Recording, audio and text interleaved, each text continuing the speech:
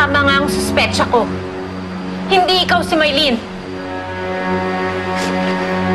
Kung hindi ikaw si Maylene, sino ka? At bakit ka nagsinungaling sa akin? Hindi ko naman po sinasadya eh. Hindi sinasadya. Saka bakit ka nagpanggap?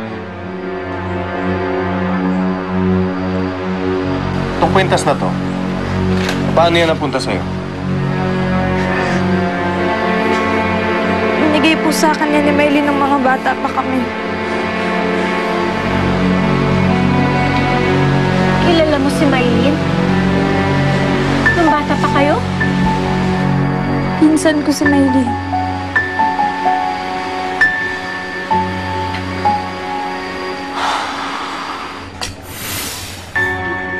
Wow, bagay sa'yo! Salamat, ah! Ikaw si Clarissa? Ako nga po, Maylene yan. Anak ako ni Berto. Ako yung pamangkin niyo.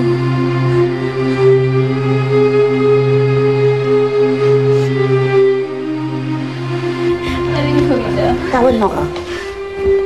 Parang awa niyo na ako si Clarissa po may pangalan nito. Huwag na po kayong nakinig sa kanya. Ginawa niya na lahat sa akin eh. Yung pangalan ko, yung pagkatao ko, yung buhay ko, yung pamilya ko, lahat. Sinisira niya yung buhay ko para gumanda yung kanya. Huwag niyo na po kung hindi niyo mamalag ginagawa niya. Magdudong. Ano niya? Tumahimik ka! Gusto ko lang naman po makasama na yung pamilya ko eh. Ibalik niyo na ako kina Sir Ferdinand. Sila ang mga magulang ko. Gusto ko na po silang makasama.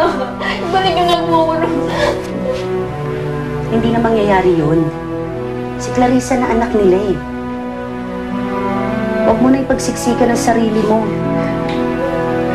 Makikinabang kami hanggat si Clarissa ay si Maylene. Sisirain mo lang diskarte ni Clarissa. Dito ka na sa amin.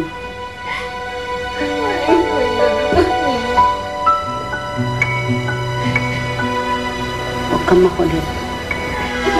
Sige na po. Maawa na po kayo sa akin. Ang bagong. Hindi mo na. Hindi mo mag-awa po siya.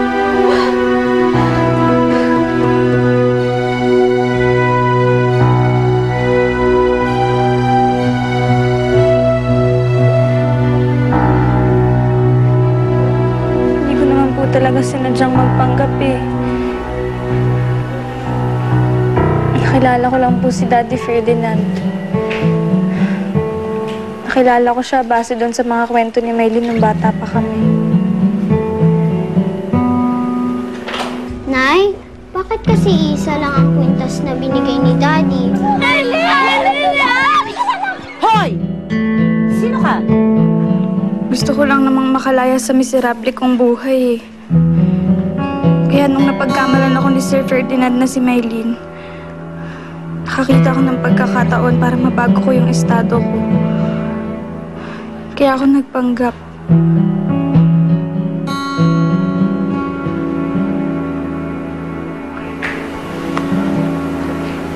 Hinanap rin naman kita noon, Clarissa eh.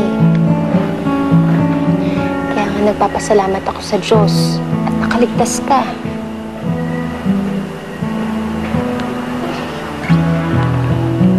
Mahal naman kita na Lilian. Kaya lang po yung tinuring kong magulang eh.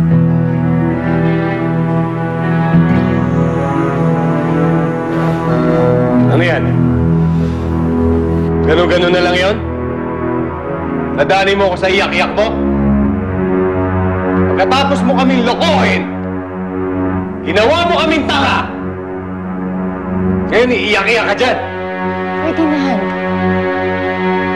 Nasaan ang totoo naming anak?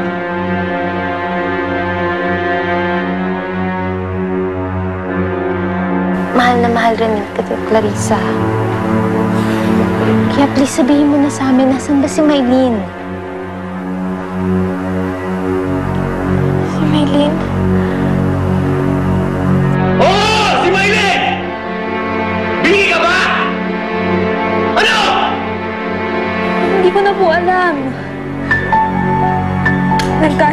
kami nung gumuho eh. Hindi ko nga alam kung buhay pa siya ngayon eh. Kaya hindi alam. Alam mo kung hindi dahil sa pagpapanggap mo, dapat nahanap ko na yung anak namin eh. Pahamak ka eh. At lahat ng mga ginagawa mong yan, hindi ko mapapatawad. Alam mo, mabuti pa lumayas ka na.